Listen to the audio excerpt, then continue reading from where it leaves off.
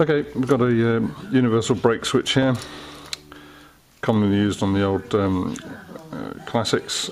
Typical scenario would be that section there would be bolted to the frame, and this here would be bolted onto the brake arm or onto the brake lever, and the action of pressing the brake pedal would pull it down, and what that actually does is it pulls the lever out here,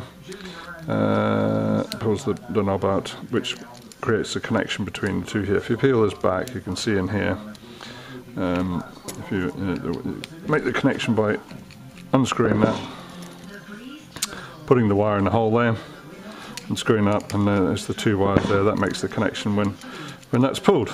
It's quite good. It's got a couple of bolts here, so that expands out quite a lot for the frame, and there's quite a lot of spring in there, so that will adjust so it tightens up on the arm or whatever it is that you're fixing it to.